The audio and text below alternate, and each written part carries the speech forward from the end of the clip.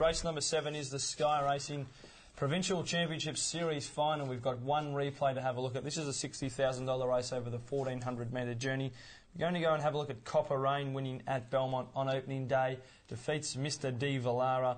I thought it was a pretty good effort by Copper Rain, who racked up his third career win. Going better than him, and Apache Mac reaches the lead when they go past the 300. 2 lengths behind them, Cochinella. Chief of War can't go on. Canny Touch is getting right up on the inside. It's Apache Mac, 150 to go with Copper Rain, and also Condi Park closing it. Also Mr. D. Valera charging through in the middle, but Copper Rain hits the front, and Copper Rain out. Beautiful ride here by Sean O'Donnell. Had him in a nice spot early. Horses came around the outside. He was held in pretty tight on the corner.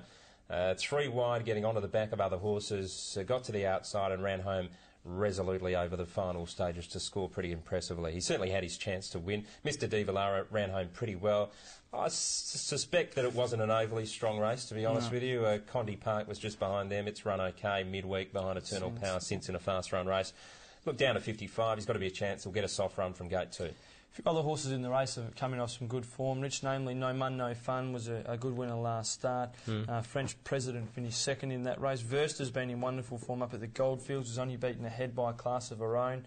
And Class of Her Own has subsequently started, finished second to Black George. So a few horses with good form. Canardly Miss also.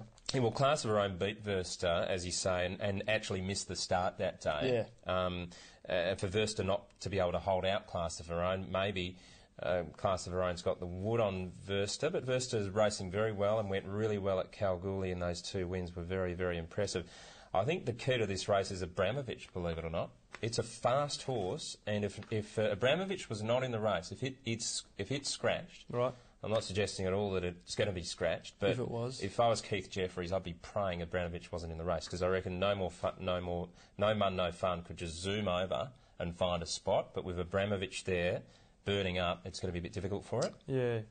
But Canardly Miss, you mentioned, I mean, she's in great form. It was a really good second over 1,400, and Canardly Miss looks very, very hard to hold out. Yeah, well, that's the way I'm going, Rich. I think the Inferno form line possibly is a little stronger than this, personally, and W. Pike aboard from gate 3 with, as you said, the speed from Abramovich and No Mun No Fun, and even a horse like Storm Closure won't be too far from. I think Canardly Miss will be zooming and winning the race. Yeah, I'm going to agree with you for the first time today. Guilty. I like it when we agree, Rich. I really do like it, because that means we agree. We hopefully can find the winner.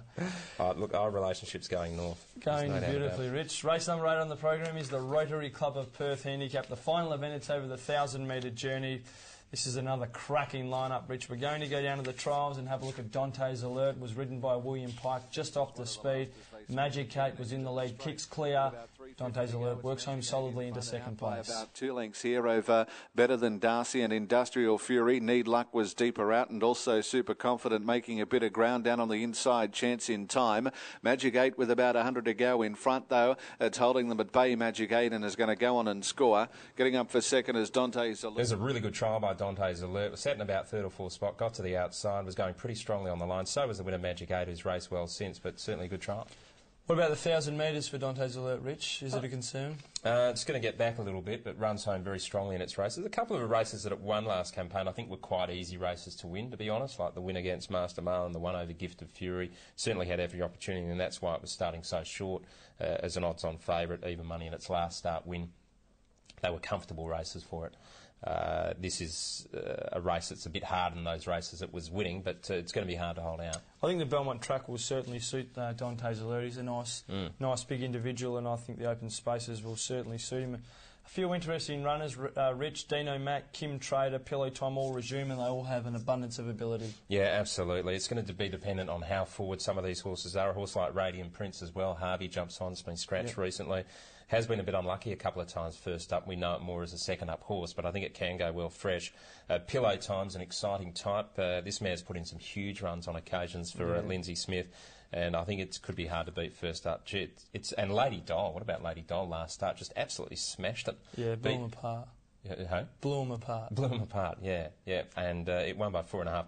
Beat Bizet, who's been going okay. Bizet was pretty comfortably beaten. Doesn't mind running a place. Yeah, that's right. But just the way she went about her business, it was pretty good. What about Dino Mac? His form's outstanding.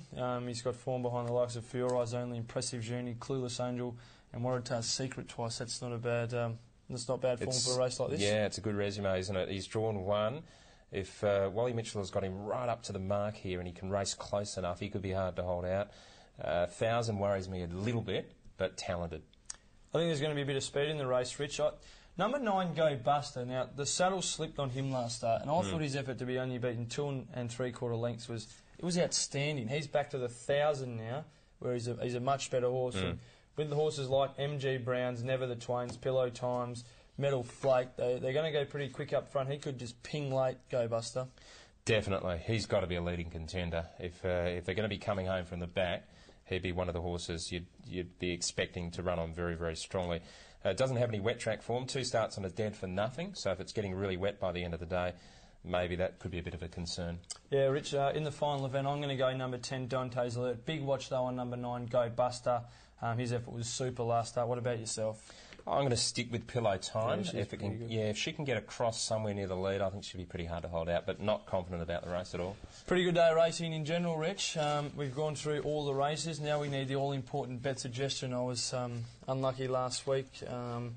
Was let down by Gold Commodity, I think, who's suffered. He's a roarer, we found out. He's okay. So he had a slight infection. I think I read in the Stewards report. He's a roarer. I think Wes Cameron's a roarer. Isn't he? Is that right? Yeah, he has a bit of a roar every now and again. Sleepwalk looks well placed to me. I'm suggesting punters go the $4 a win, $6 a place with your $10. 4x6 on race 4, number 6, Sleepwalk.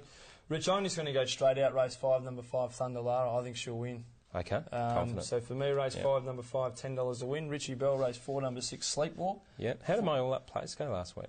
Well, what did we have? Manila Australia. Second. Yeah.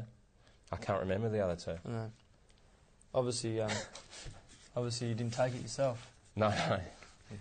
All right, Rich, it's been a pleasure as always. Thanks for joining us, and let's hope we found a few winners. Good on you, Matt. We'll do it all again soon. Look forward to it, Rich. That's all for the box seat. Good luck with your investments on Saturday. Look forward to seeing you out there at Belmont Park.